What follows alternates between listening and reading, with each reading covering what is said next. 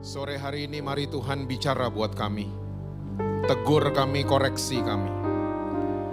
Kami mau Tuhan kami keluar dari ruangan ini, kami menjadi pelaku-pelaku firman-Mu. Bahkan kami mengalami perjumpaan pribadi dengan Tuhan Yesus. Kami gak bisa tanpa Tuhan. Kami perlu dituntun oleh firman-Mu. Kami perlu berjalan bersama dengan Engkau setiap hari Tuhan. Mari ajar kami untuk selalu mau mengandalkan Engkau dalam kehidupan kami sehari-hari. Saat ini mari Roh Kudus Kau ambil alih. Pimpin setiap kami kepada segala kebenaran-Mu. Kami siap mendengar saat ini hanya di dalam satu nama yang berkuasa. Itu nama Tuhan Yesus Kristus. Amin. Amin. Silahkan duduk. Saudara mau berdiri juga boleh. Boleh tepuk tangannya di extend buat tim Praise and Worship.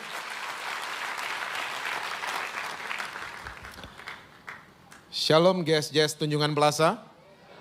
Apa kabar saudara-saudara? Semua masih baca Alkitab? Masih percaya Yesus? Jangan sampai enggak itu ya. Kalau saudara senang judul khotbah saya sore hari ini adalah Bible Episodes. Yuk kita lihat sama-sama kitab Ibrani pasal yang ke-8, ayat yang ke-10 sampai dengan ayat yang ke-12. Ibrani pasal yang ke-8, ayat yang ke-10 sampai dengan ayat yang ke-12, Alkitab catat begini. Maka inilah perjanjian yang kuadakan dengan kaum Israel sesudah waktu itu, demikianlah firman Tuhan. Aku akan menaruh hukumku dalam apa saudara? Akal budi mereka dan menuliskannya dalam apa saudara? Hati mereka. Maka aku akan menjadi Allah mereka dan mereka akan menjadi umatku. Dan mereka tidak akan mengajar lagi sesama warganya atau sesama saudaranya dengan mengatakan, kenallah Tuhan.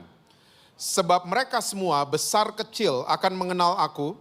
Sebab aku akan menaruh apa saudara? Belas kasihan terhadap kesalahan mereka dan tidak lagi mengingat dosa-dosa mereka. Kalau kita mau berkata jujur sebagai orang-orang Kristen, seringkali Alkitab yang ada di tangan saudara dan saya membuat kita bingung. Kalau kita mau berkata jujur. Kenapa? Karena begini, di dalam Alkitab saudara dan saya ada dua perjanjian, lama dan yang baru. Dan seringkali dua perjanjian ini mengatakan dua hal yang berbeda. Contoh. Di perjanjian lama Tuhan merestui perang-perangan, bunuh-bunuhan dan balas-balasan. Betul apa betul? Alkitab kita sama kan ya? Nah ternyata di perjanjian baru yang Yesus suruh kita semua, katanya kita harus ampunin orang lain dan berbuat baik untuk orang-orang yang aniaya kita. Lalu kita mulai bingung, Tuhan ikutin yang mana nih? Kayaknya ngebales suami jauh lebih enak daripada harus ampunin dia. Kan ada ayatnya di perjanjian lama. Boleh balas-balesan. Tuhan ikutin yang mana nih? Kayaknya ngebales istri jauh lebih enak. Daripada harus terus berbuat baik sama dia. Toh ada ayatnya kok. Nah saya percaya semua saudara juga sudah tahu. Bahwa di perjanjian lama Tuhan merilis sebuah hukum. Namanya hukum Taurat. Ditulisnya di atas dua loh apa saudara? Batu. Nah ternyata dari ayat-ayat yang baru saja kita baca, ternyata ada hukum yang baru. Yang ditulisnya bukan di atas batu lagi. Tapi ditulisnya di dalam apa tadi saudara? Akal budi dan di dalam hati setiap kita. Dan kita makin bingung lagi, Tuhan sebenarnya harus ikutin yang mana? Nah sore hari ini saya ingin mengajak saudara-saudara semua di GSJS TP. Mulailah membaca Alkitab secara naratif, bukan secara dogmatif. Saya mau pakai bahasa sederhana. Bacalah Alkitab seperti orang nonton film seri. Semua punya Netflix? Saudara kayaknya nggak tahu apa-apa dari tadi ya.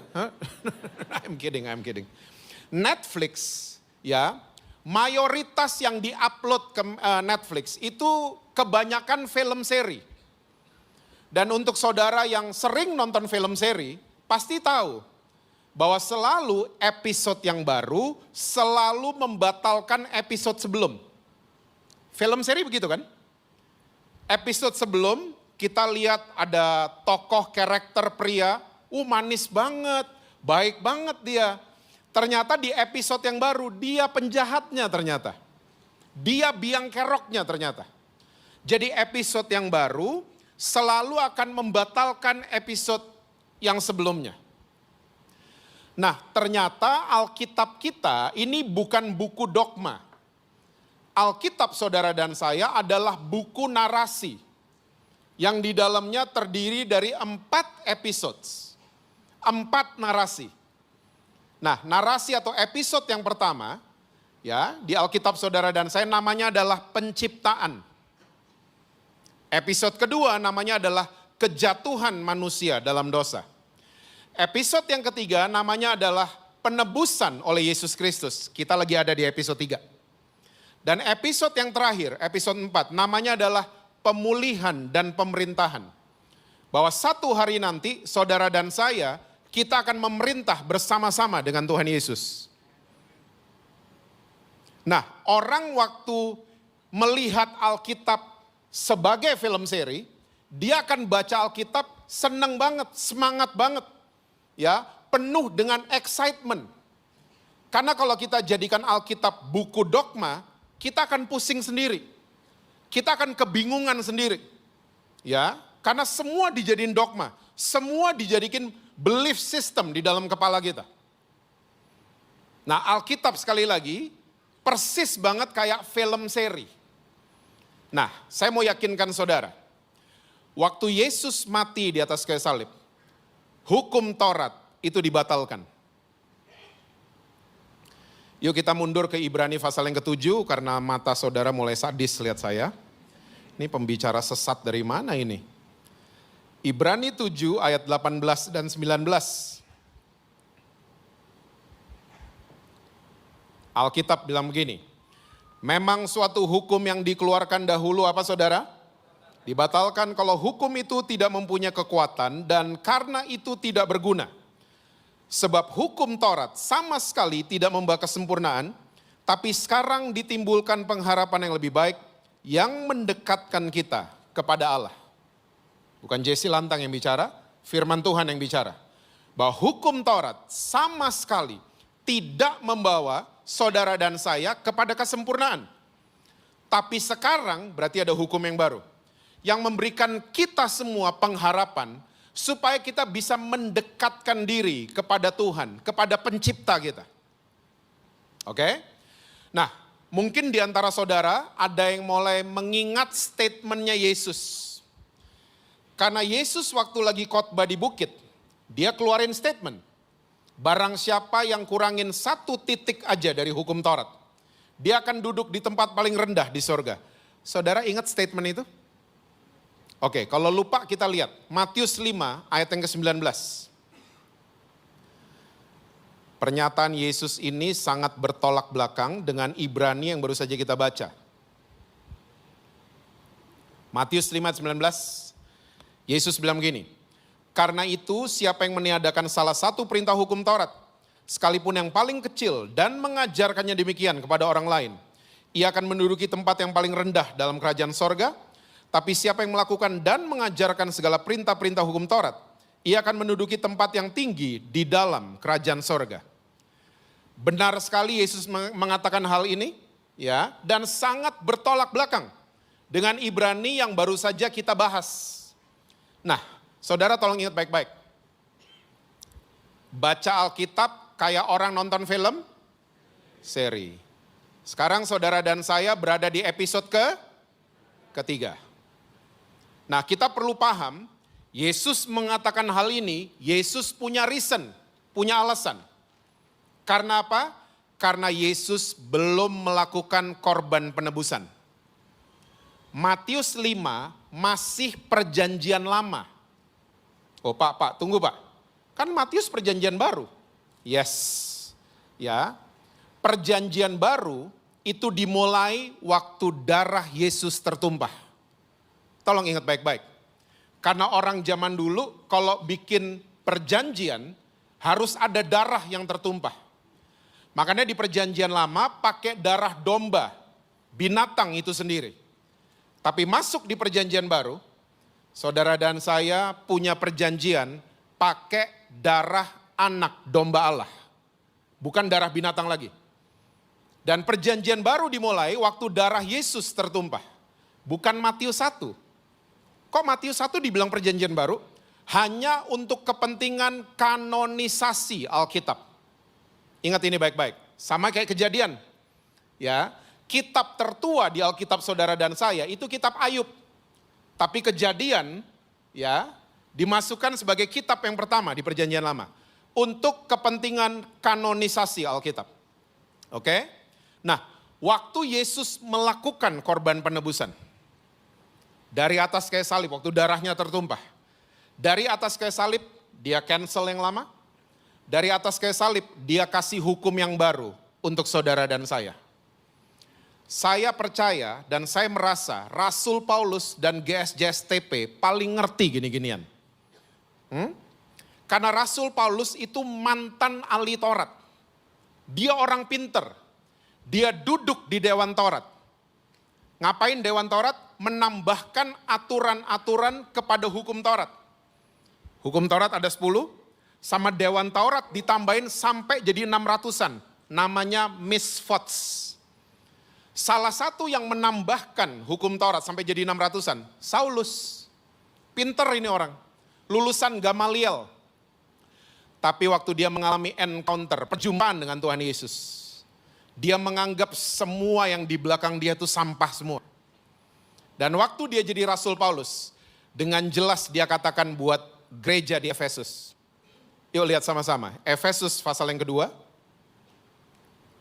Saya rasa ini akan memperjelas semuanya. Efesus 2 ayat yang ke-15. Sebab dengan apa saudara? Korban penebusan, darah tertumpah. Oke? Sebagai manusia, ia, huruf I-nya huruf besar. Telah apa saudara? Pembatalan. Saudara bisa cek di terjemahan-terjemahan lain, kata yang dipilih sama semua. Ya, batal, anulir, cancel, dan lain sebagainya. Membatalkan hukum Taurat dengan segala perintah dan ketentuannya. Misfots. Hukum Taurat ada 10, ya, dengan segala ketentuan-ketentuan yang lain itu namanya misfots sampai 600-an. Untuk menciptakan keduanya menjadi satu manusia baru di dalam dirinya.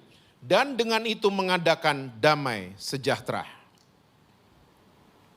Saya rasa ayat ini cukup jelas. Gak perlu diperjelas lagi. Bahwa semenjak Yesus mati di atas kayu salib, Yesus sendiri yang cancel itu hukum Taurat. Saya percaya semua saudara tahu bahwa Presiden Indonesia punya banyak hak. Salah satu hak Presiden Indonesia namanya hak prerogatif.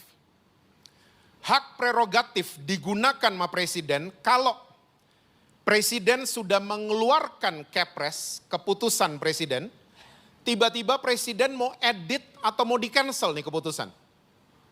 Presiden menggunakan hak prerogatif. Tuhan juga sama.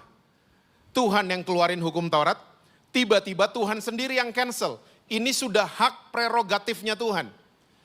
Kalau saudara masih bingung, nanti di surga tanya aja sendiri. Oke, Tuhan kenapa waktu itu Pastor Jesse bilang dibatalin? Sampai di sini, yang sudah mengerti katakan amin dulu. Amin. Yang saya mau bahas buat saudara begini. Masalah terbesar orang Kristen hari ini, bukan soal ngerti atau nggak ngerti. Tapi masalah terbesar orang-orang Kristen adalah kita tahu ada hukum yang baru.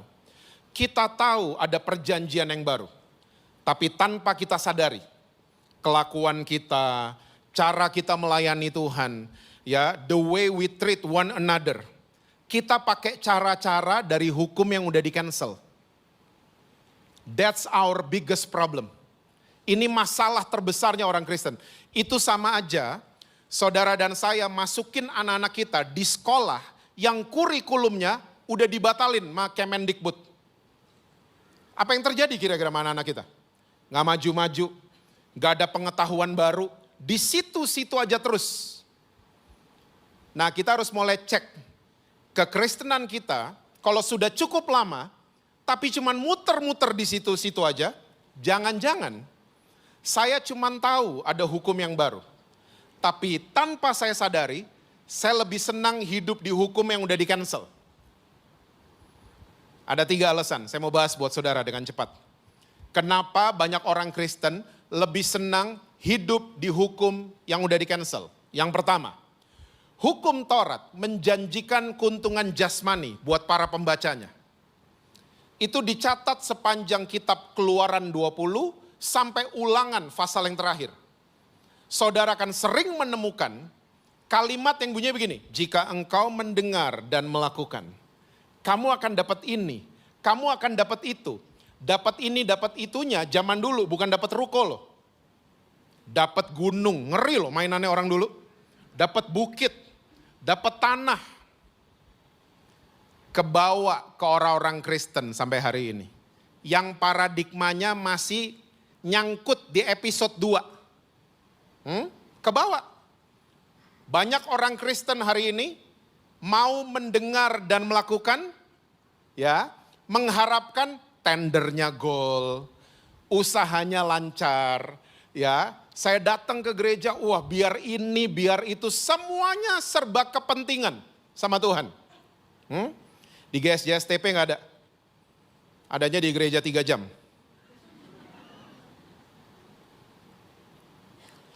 Hubungan kita sama Tuhan adalah hubungan transaksi. Ya. Dan banyak orang Kristen, kalau tender saya gol, saya kasih perpuluhan. Kalau usaha saya lancar, saya akan komit datang ke gereja. Pernah dengar orang Kristen ngomong kayak gitu? Atau sering ngomong kayak gitu? Kita kayak begitu. Karena paradigma kita selalu pengen mengeruk keuntungan jasmani. Saya mau bertanya sama saudara.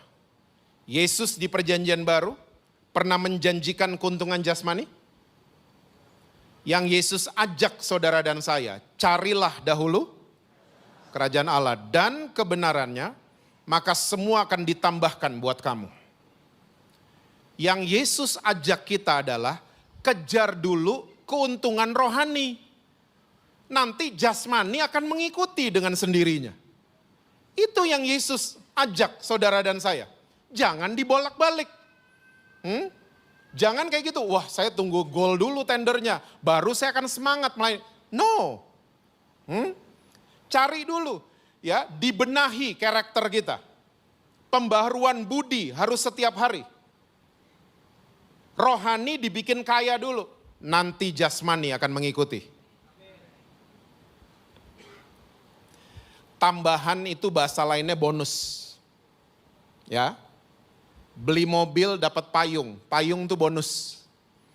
Yang harus dibawa ke bengkel, mobilnya atau payungnya? Mobilnya.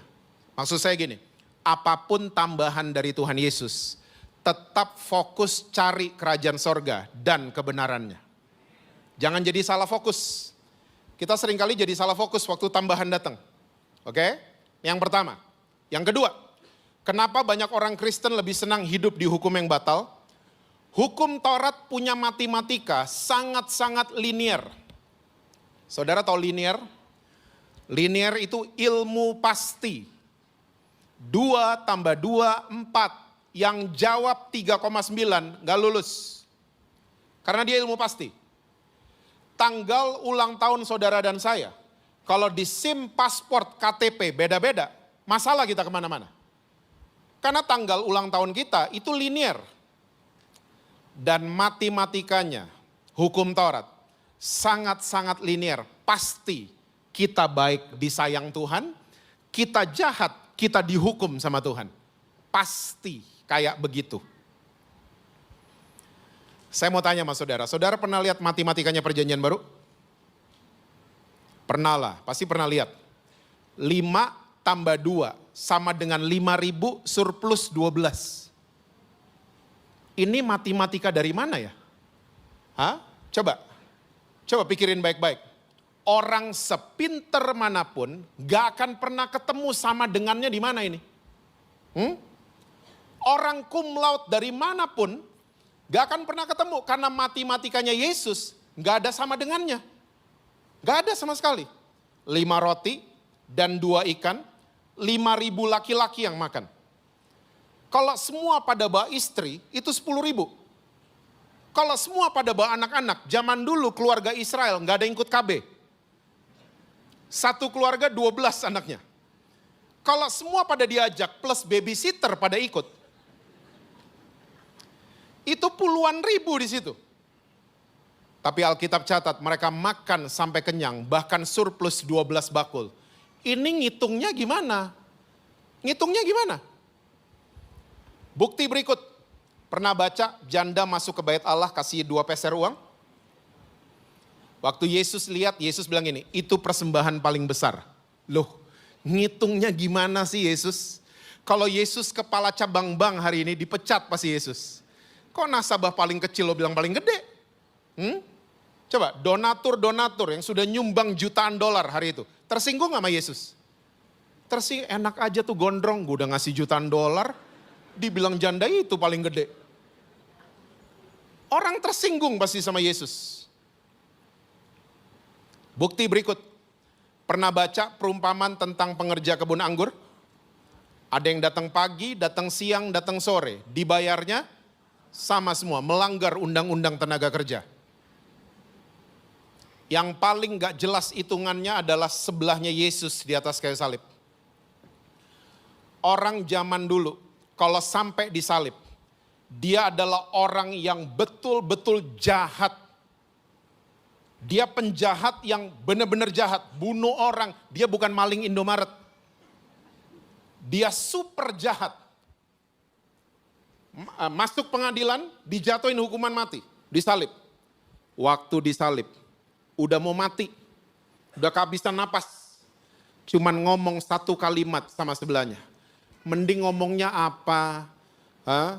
Mending ngomongnya dramatis apa gitu, enggak. Ngomongnya sederhana, ingat gue dong. Tiba-tiba pemutihan terjadi. Semua yang dia buat, enggak ada yang dihitung. Dan detik itu juga, dia bersama Yesus di Firdaus.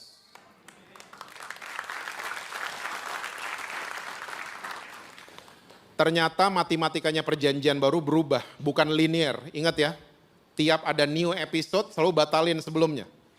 Ya, hukum Taurat punya rumus linear, tapi perjanjian baru punya matematika. Rumusnya begini, apa yang gak pernah didengar, gak pernah timbul dalam hati, itu semua disiapkan Tuhan untuk orang-orang yang sayang sama Dia.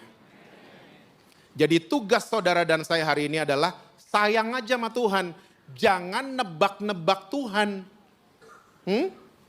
Kita suka nebak-nebak. Kalau saya puasa, nanti gini pasti. Saya rajin ke gereja, nanti pasti begini. Enggak, stop doing that. Jangan suka nebak-nebak Tuhan. Sayang aja sama Tuhan. Nanti lihat, apa yang gak pernah ada di Google. Gak pernah di-upload di YouTube. Tuhan akan kasih buat saudara-saudara. 5 tambah 2, 5.000 di tangan Yesus. Saya percaya usaha saudara bisa tiba-tiba berkembang secara pesat. Karena apa? Kita sayang sama Tuhan. Ini yang kedua. Yang ketiga, kenapa banyak orang Kristen senang hidup di hukum yang batal? Hukum Taurat menyeret banyak orang percaya. Supaya kita jadi orang-orang yang instan, tapi diproses gak mau. Kita senangnya instan-instan. Kalau saudara lihat Alkitab saudara baik-baik, di perjanjian lama, orang yang diproses luar biasa sama Tuhan, hukum Taurat belum ada. Ayub, Yusuf, Abraham, hukum Taurat belum ada. Nah waktu hukum Taurat sudah dirilis, tiba-tiba bertobat sekian menit, dapat ini langsung.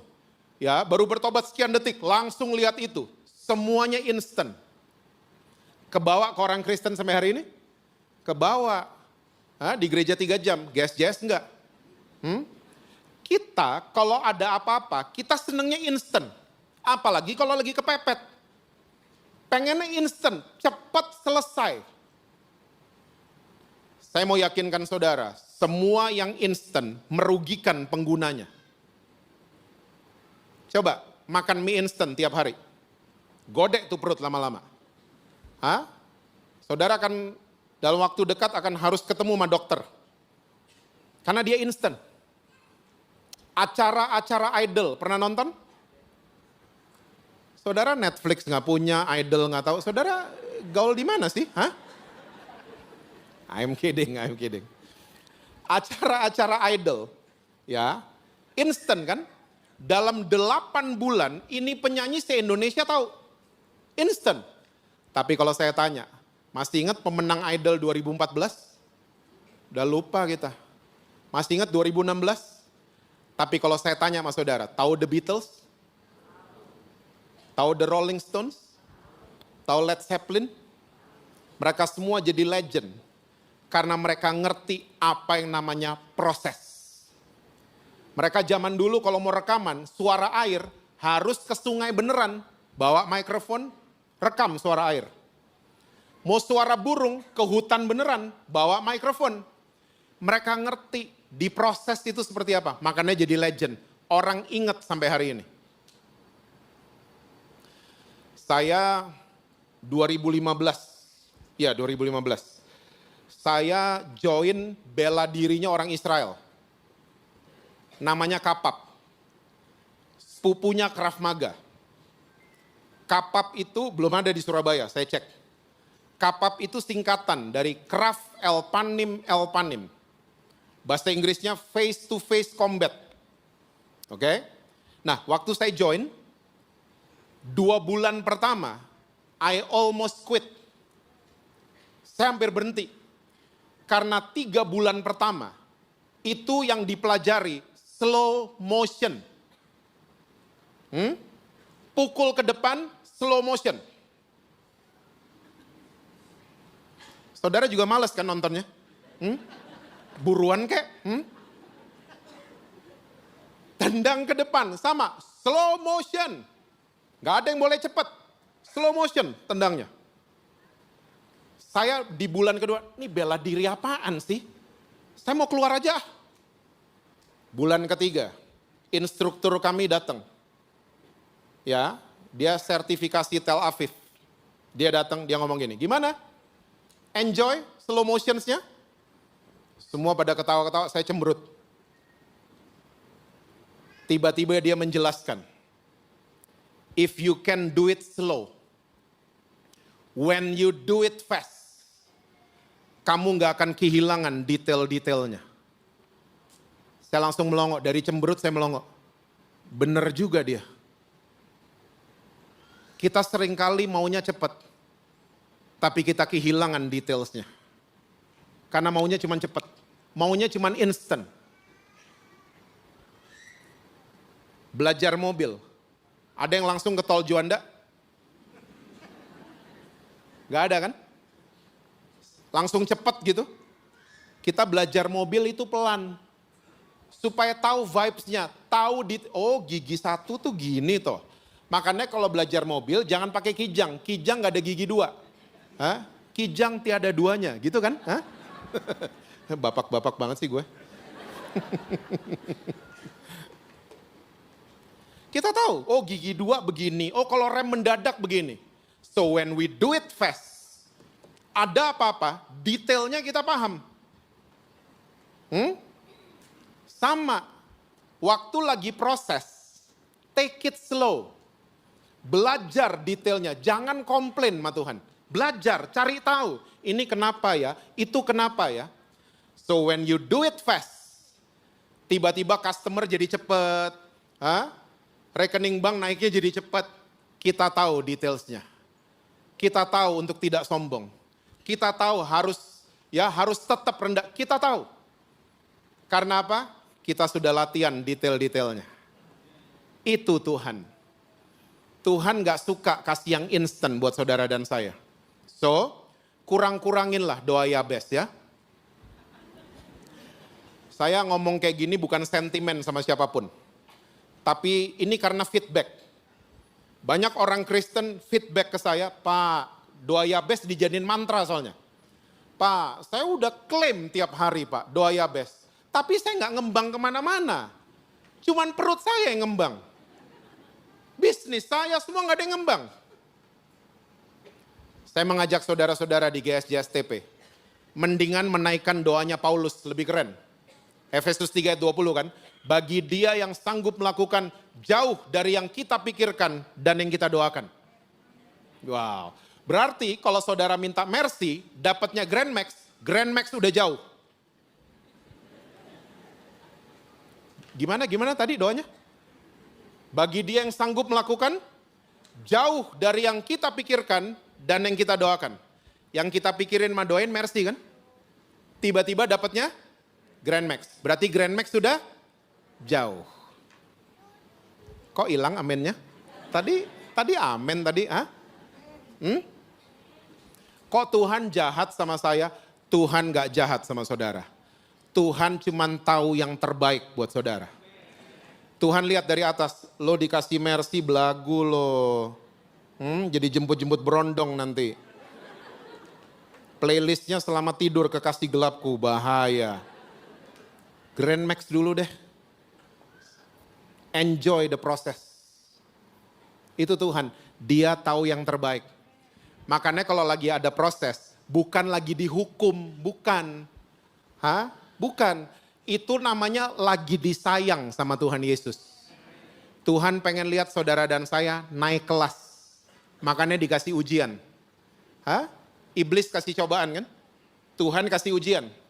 Ujian gunanya supaya kita naik kelas. Cobaan supaya kita turun kelas. Makanya di Indonesia adanya ujian nasional. Bukan cobaan nasional. Ujian. Ini 3 alasan kenapa banyak orang Kristen lebih senang hidup di hukum yang batal. Sekarang, saya jadi teringat sama sebuah kasus yang cukup terkenal yang ada di Yohanes 8. Gak usah dibuka, percaya aja sama saya.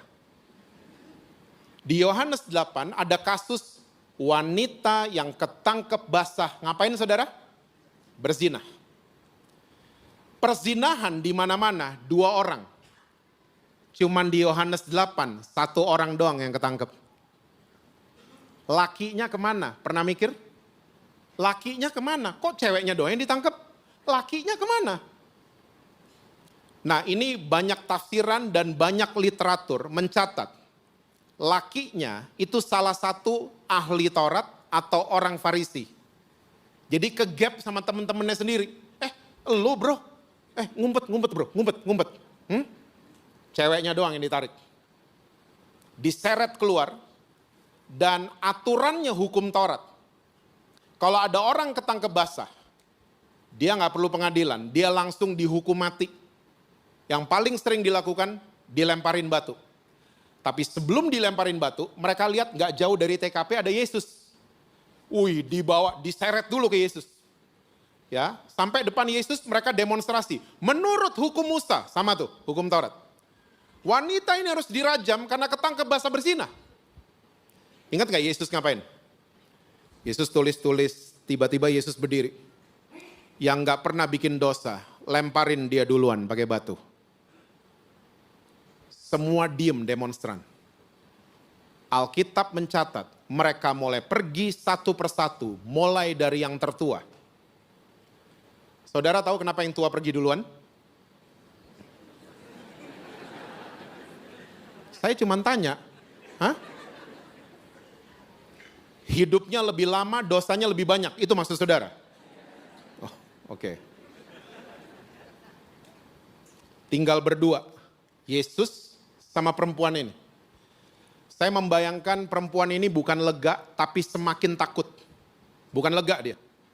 Karena apa? Pasti dia punya pikiran gini, kalau ada orang punya hak untuk hukum mati saya, pasti ini dia orangnya. Karena yang lain pergi, dia enggak.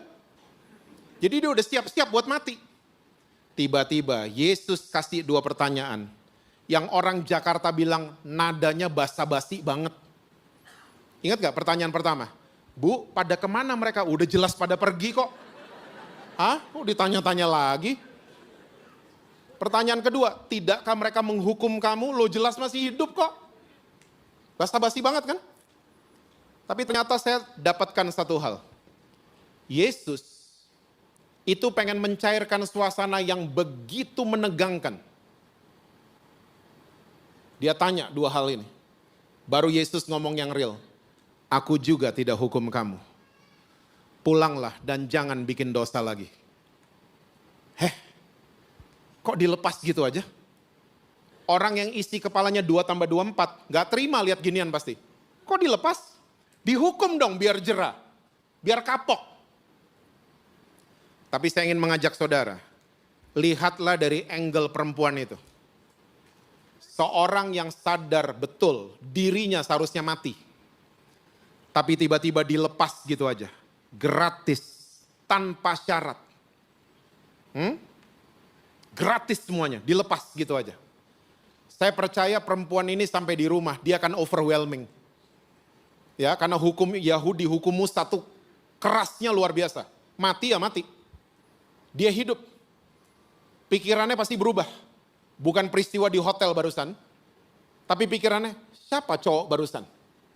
Kalau perlu saya jadi pengikutnya dia. Dia lepasin saya tanpa syarat.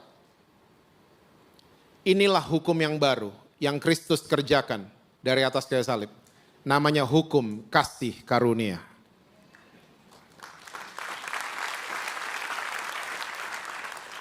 Kita ada di episode keberapa? Kita lagi di bawah cakrawala kasih karunia. Saudara, saudara dan saya masih ada sebagaimana kita ada. Itu bukan karena kuat dan kepintarannya kita. Itu semua cuma karena anugerah dari Tuhan Yesus. Kalau usaha saudara masih jalan sampai hari ini, masih sukses sampai hari ini, itu bukan karena saudara yang baik, itu karena Tuhan Yesus yang baik sama saudara. Hiduplah penuh di episode 3. Jangan dicampur-campur. Lihat Galatia 5 ayat yang keempat. Boleh tambah 5 menit? Thank you. 10? No. India suka nawar. Galatia 5 ayat yang keempat. Kalau saudara lihat perikopnya itu judulnya kemerdekaan Kristen. Ayat 4 ya. Kamu lepas dari Kristus jikalau kamu mengharapkan kebenaran oleh apa saudara? Hukum Taurat. Kamu hidup di luar. Ini dia. Kenapa Rasul Paulus tulis ini? Karena dia mengerti sekali. Ya, hukum Taurat saudara ambil satu, mesti ambil semua. Gak bisa ambil satu doang. Makanya di Yakobus ada kan? Hukum Taurat ada 10, ngelanggar satu sama aja ngelanggar semua. Ya, jadi kalau ambil satu, ambil semua. Kalau perlu pindah tinggal di Israel sana. Jadi orang Yahudi. Kalau kita mengharapkan kebenaran yang datangnya dari hukum Taurat, kita di luar Kristus. Kita di luar kasih karunia. Karena sekarang lagi episode 3. Ngerti banget Rasul Paulus. Nah, kasih karunia bukan merdeka bikin dosa. Tolong ingat ini baik-baik. Tapi kasih karunia membuat saudara dan saya merdeka atas dosa. Saya udah ngeliat di Jakarta. Orang yang dibelenggu, macem-macem. Waktu dia janji pakai kekuatan sendiri, nggak lepas-lepas. Janji ikut retreat 3 hari 3 malam, nggak lepas juga. Karena pakai kekuatan, janji Tuhan nggak mau ngerokok lagi. Pulang retreat malah 3 bungkus per hari. Karena pakai kekuatan sendiri. Waktu doanya dirubah, Tuhan, saya edik sama rokok, tolong saya. Tiba-tiba ada cara-cara ajaib yang dikasih sama Tuhan. Orang itu berhenti loh. Makanya Tuhan Yesus punya gelar juru selamat. Dia superhero-nya. Pemain musik udah naik ke panggung ya? Oh belum, oke. Berarti masih boleh terus.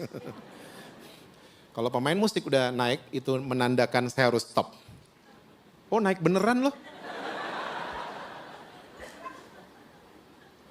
5 menit ya. Oke. Filipi 2 ayat 12, yuk terakhir ya.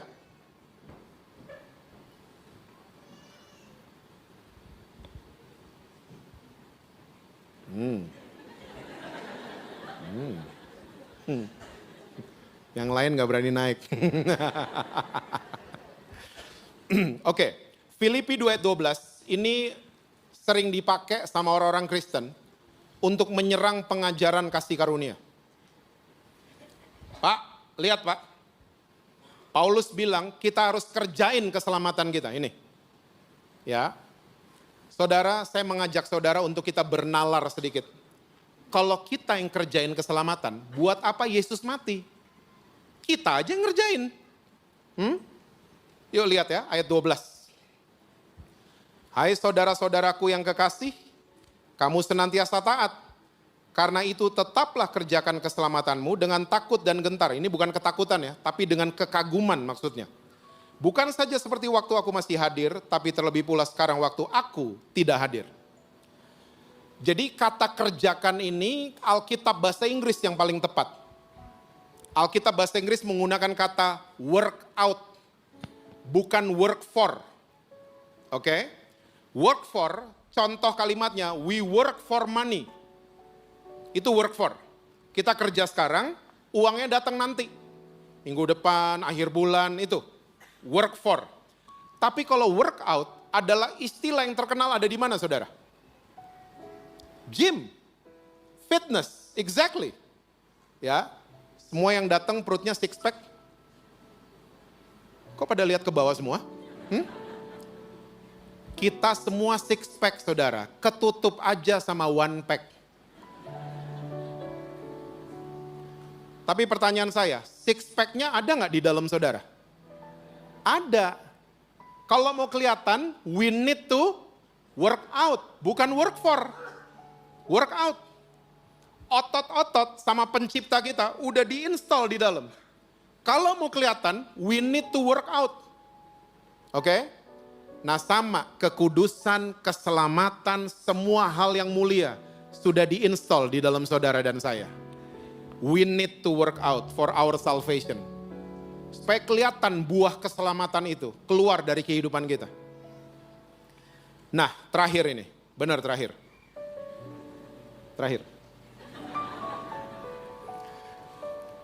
Kalau tadi penulis Ibrani bilang kasih karunia adalah hukum. Hukum itu ditulis di dalam akal budi, di dalam hati. Nah, terimalah kasih karunia sebagai hukum. Hukum itu ada dua kacamata kan di dalamnya. Hukum. De jure sama de facto. De jure bahasa Indonesia sederhananya adalah pengakuan. De facto bahasa Indonesianya fakta. Oke? Boleh pinjam namamu? What's your name? Alfred. Oke. Pinjam namamu ya. Karena kamu naik duluan tadi. No.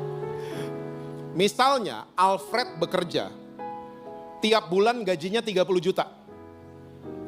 Tiba-tiba Alfred ini terjebak hutang 3T plus bunga.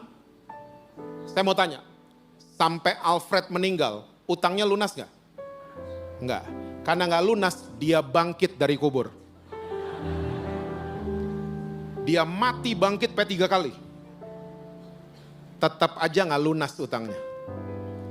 Alfred stres. Duduk di fore. Tiba-tiba teman baiknya lewat. Namanya Jesse Lantang.